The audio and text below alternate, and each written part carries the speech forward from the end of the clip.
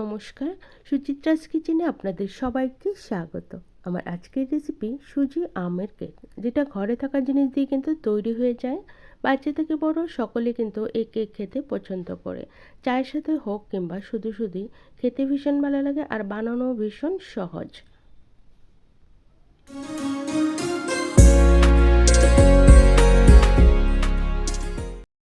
যেহেতু এখানে কোনো রকমের ময়দা ইউজ করব না, তার জন্য আমি নিয়ে নিয়েছি 2 কাপ সুজি।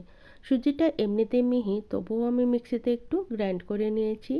এটির সাথে মিশিয়ে দেব 1 চামচ বেকিং পাউডার, বড় চামচ দিয়ে দিলাম যেহেতু 2 কাপের মাপ, আর হাফ চামচের মতো দিয়ে দিলাম খাবার সোডা। এবার এখানে দিয়ে দেবো 3 চামচ মিল্ক পাউডার। এতে কেকের স্বাদটা কিন্তু আরও দ্বিগুণ বেড়ে যাবে। আবারও সব কিছু একটু ঘুরিয়ে নেব যাতে সব কিছু একসঙ্গে মিক্স হয়ে যায়। এবার এটাকে একটা সাইডে রেখে আমি একটা বাটি নিয়ে নেব।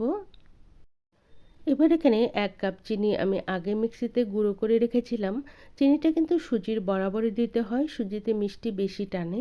এখানে মিষ্টিটা বুঝে দিতে হবে। আমি 1 কাপে দিয়ে দিলাম, একটু কম হবে। এখানে 1/4 কাপ দিয়ে দিলাম সাদা তেল, আর 1 চিমটি লবণ দিয়ে ভালো করে মিশিয়ে নেব যতক্ষণ না পর্যন্ত এর একটা ক্রিমি টেক্সচার তৈরি হয়। ঠিক যখন এরকম হবে তখনই এখানে 2টো আম দিয়ে দেব। এখন যেহেতু আমের সিজন, আমটাকেও আমি ভালো করে মিক্সিতে গ্রাইন্ড করে নিয়েছিলাম। এবার এখানে ওই মিক্সিং জারটা ধুয়ে 3-4 টেবিল চামচের মতো আমি দুধ দিয়ে দিলাম। আগে থেকে কিন্তু খুব বেশি দুধ মেশাবো না, নইলে কিন্তু কেকের ব্যাটারটা পাতলা হয়ে যেতে পারে। ম্যাঙ্গো কেক বানালে কিন্তু একটু ঘনই লাগে।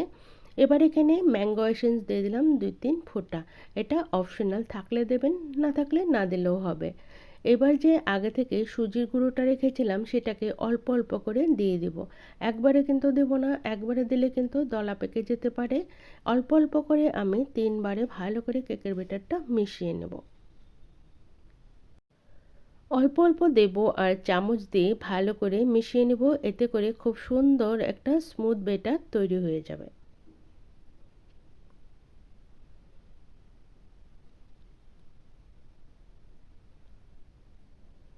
কেকের ব্যাটার কিন্তু তৈরি হয়ে গেছে। এবার এটাকে সাইডে রেখে আমি যে কেক টিন নিয়ে নিলাম, যেটাতে কেক বানাবো। এবার এখানে 1 চামচ তেল দিয়ে ভালো করে একটু ঘষে নিব। এখানে চাইলে বাটার পেপারে দেওয়া যায়, তবে ঘরে যেহেতু সব সময় থাকে না, তাই 1 চামচ তেল দিয়ে ভালো করে ঘুরিয়ে এখানে 1 চামচ ময়দা দিয়ে ভালো করে আমি কেক টিনটা গ্রেস করে নেব। এবার এই কেকের ব্যাটারটা এই কেক টিনে ঢেলে দেব।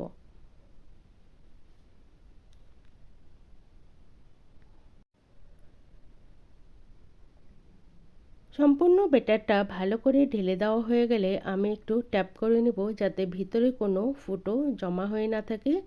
ভালো করে ট্যাপ করে নেব। ট্যাপ করে নেওয়ার পর ওপর দিয়ে একটু ছিটিয়ে দেবো টুটি ফুটি। এখানে চাইলে ড্রাই ফ্রুটস নিজেদের ইচ্ছে অনুযায়ী দেওয়া যায়, কিছু চকলেটসও দিয়ে দিলাম। সব কিছু দেওয়া হয়ে গেলে আগে থেকে আমি সসপ্যানটা বসিয়ে রেখেছিলাম গরম হওয়ার জন্য।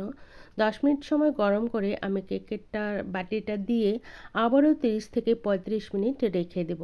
35 মিনিট পর দেখুন কেকের কালারটা কতটা পারফেক্ট হয়েছে। ওপরের কালারটা দেখে বোঝা যাচ্ছে যে কেকটা কমপ্লিটলি হয়ে গেছে। তবুও একটা টুথপিক লাগিয়ে দেখাবো, দেখুন কোনো রকমের কিন্তু কাঁচা নেই। কেক একদম পারফেক্টলি কুকড হয়ে গেছে। এবার কেকটাকে নামিয়ে আমি ঠান্ডা করে নেব। কেকটাকে নামিয়ে আমি একটা কাপড় দিয়ে, ভেজা কাপড় দিয়ে ঢেকে রেখে দেবো 1 ঘন্টার জন্য, যাতে কেকটা একটু ঠান্ডা হয়ে যায়। এই গরম অবস্থাতেই যদি কেক কাটা হয় কেকটা কিন্তু ফেটে যাবে। 1 ঘন্টা পর আমি কেকটা দেখালাম।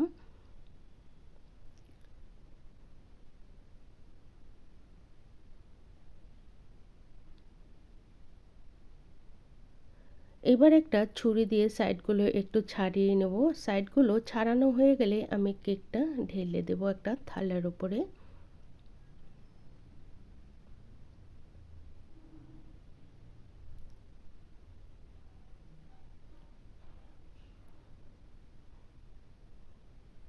নিচেও কিন্তু সুন্দর কুক হয়ে গেছে, কোনো রকমের কিন্তু পুড়ে যায়নি।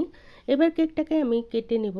কেকটা কিন্তু আমি কেক পিসের মতো কাটবো না, বাজারে যেমন সাইড করে পিস পিস করে কেক কাটা হয়, ঠিক সেরকমই কেক কেটে নেব।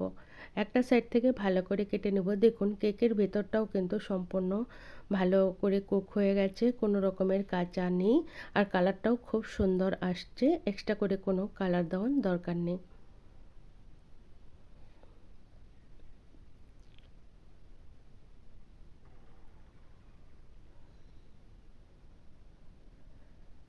আমার আজকের এই কেক বানানোর পদ্ধতিটা কেমন লেগেছে অবশ্যই জানাবেন। যদি ভালো লেগে থাকে একটা লাইক করার অনুরোধ রইল।